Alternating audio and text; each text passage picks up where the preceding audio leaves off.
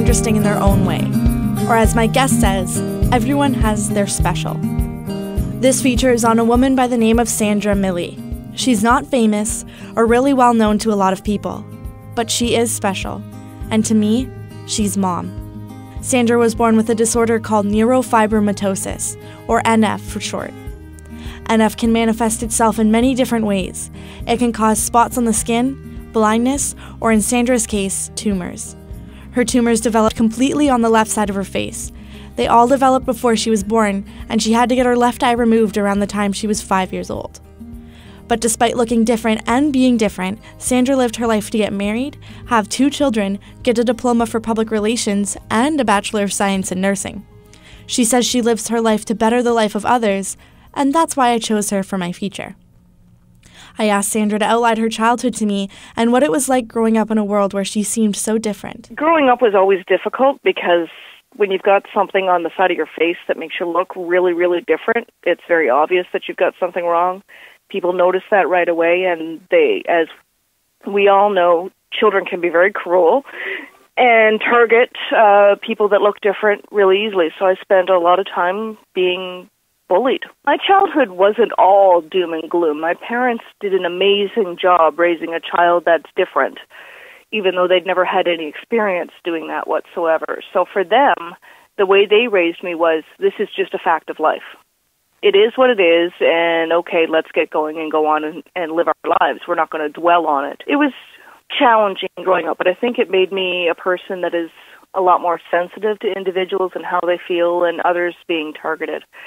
So I think, it sounds so cliche to say that, I went through hardships and it made me a better person, but I really think that it did. It made me a lot more sensitive to some of the suffering and stuff that's around me, and a desire to go out and kind of help the underdog. She went on to describe how different it is now that she's in a world full of adults. Even as an adult, I still experience the bullying, the difference. I remember being in the mall one time and walking through the mall, and this one person was staring so hard as they walked past me that I figured their head was going to screw off or they were going to fall over because they kept looking over their shoulder the whole time. I have friends that say within 5 minutes of meeting me, they don't see the differences anymore. When I asked Sandra what one memory she had that really stuck out to her was, she told one of the most heart-touching stories. When kids ask me now, because sometimes within my job or within stuff that I do, kids will see me and ask, what's wrong with your face? And the approach that I say to them is, that's my special. Everybody has something special about them that makes them unique and different. Some people you could really see they're special, like me, I look different. Some people use wheelchairs to get around. Some people have hearing aids to hear. Other people you can't see they're special. They can play a musical instrument. They can whistle really, really, really well. They can draw really, really well. Everybody has a special. This just happens to be one of my specials, and you can see it. I had one little girl come up to me after I had done that when I was working in a school at one time, and the next time I saw her, she came up to me and she whispered in my ear and she said, "You want to know what my special is?" And I said, "What?" And she said, "My toes are webbed." And she was so excited to be able to share with someone this kind of special with her. And I was like, that is so cool. So something that she may have been made fun of before, to her was now really, really cool because it was special. Even though Sandra grew up looking different and having different interests than the other kids around her, she always tried to be empathetic for them. Even to this day, she tries to better the life of others. She said near the end of the interview that she was proud of how she made the little girl feel. Sandra makes sure she always has a smile on her face and never focuses on her differences. She's not the only one that will tell you that, though. I spoke to Sandra's parents, Tom and Kathy. I asked Tom what it was like in the early years of Sandra's childhood. Yeah, well, we used to had to fly out to Montreal Children's Hospital from Goose Bay and then stay in Montreal. We actually stayed in the barrack blocks in St. Hubert and took the subway down to the hospital. We didn't stay in hotels. The military helped us out that way. But it put quite a strain on the family with all with everything going on. I never really thought about it at the time. It was just the way things were. But in retrospect, yeah, it caused a lot of stress.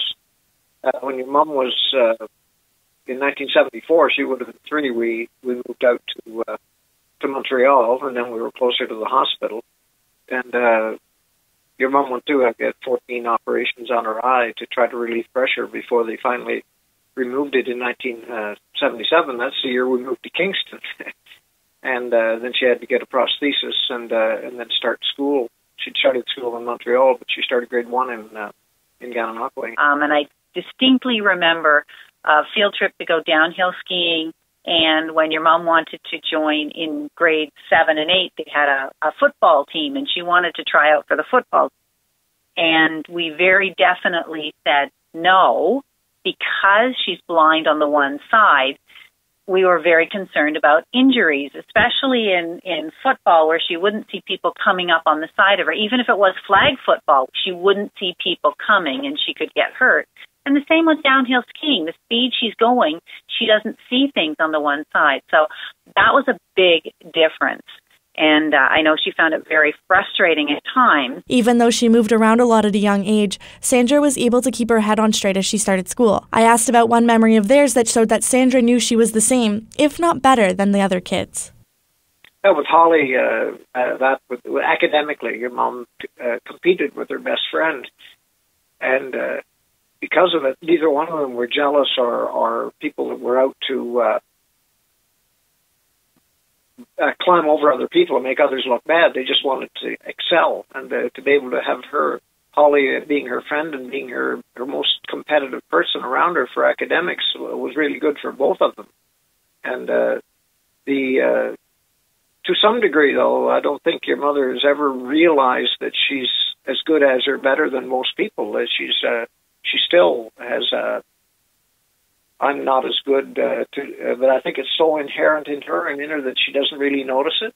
But so she overcompensates sometimes with trying to really, really do well. Like in her nursing degree, she always was so proud of getting the high marks that she did, and that goes back to the academics again and being able to compete and be as good at it or better than other people. Just as Sandra said, it was a little hard to be accepted by the children she went to school with.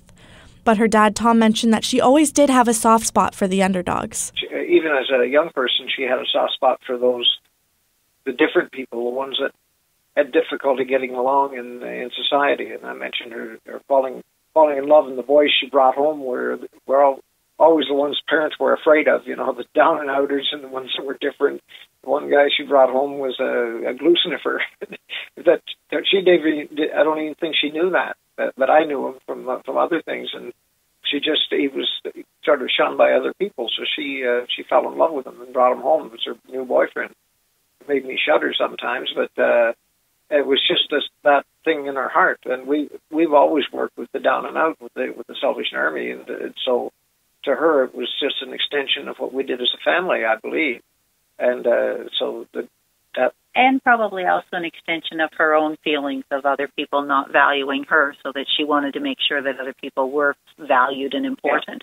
Yeah. And that's a really important trait. The idea you don't fall in love with them all. But that was a father talking. Kathy also mentioned that even in adulthood, Sandra is helping others. Because in working with autistic kids who, again, are different and very often don't have a good self-image, I can also see it in her nursing.